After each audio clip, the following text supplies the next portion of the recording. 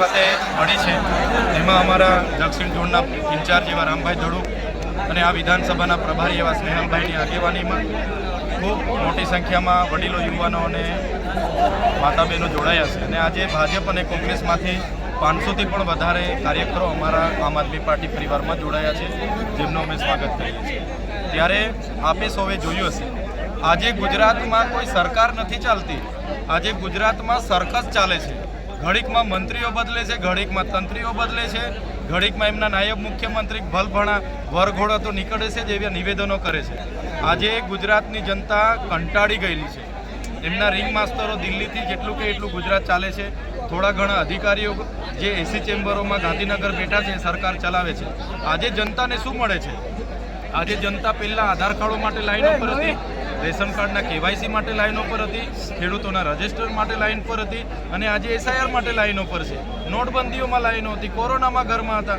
તો જનતા તો એટલી બધી ત્રાસી ગઈ છે આ સરકારથી કે આ સરકાર એક સર્કસ ચાલતું હોય એવું બધું પ્રદર્શન કરી રહી છે. માત્ર પોલીસ અને એમના અધિકારીઓથી ગુજરાતમાં રાજ ચાલે છે, જે આવનારા દિવસોમાં અમે ચલાવવાના નથી.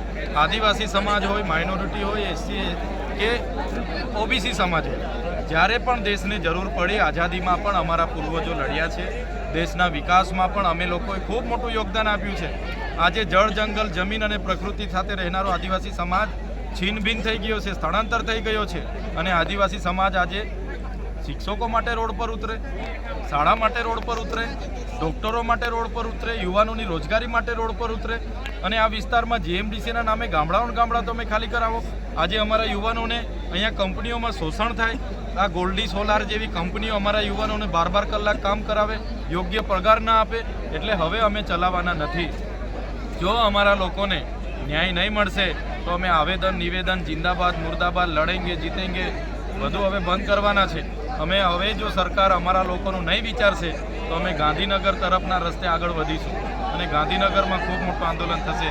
એટલે માટે અમે કહેવા માગીએ છીએ કે હવે જે પરિવર્તન આવવાનું છે, ત્યારે યુવાનો રાજનીતિમાં આવે, વડીલો રાજનીતિમાં આવે, કોઈની પણ સંબંધ શરમ રાખ્યા વગર લડે, જીતે અને ગુજરાતમાં પરિવર્તન લાવવા માટે અમને નીકળ્યા છે, ત્યારે અમને સમર્થન આપે એવી આપના માધ્યમથી વિનંતી કરું છું. ચિત્રભાઈ, આવનાર સ્થાનિક સ્વરાજની ચૂંટણીઓ આવી રહી છે, આ જાહેર સભા પરથી શું ઉકાર કરો છો?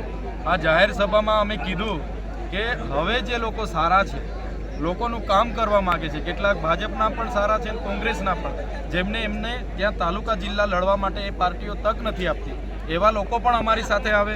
અમે નેતૃત્વ પૂરું પાડવા તૈયાર છે.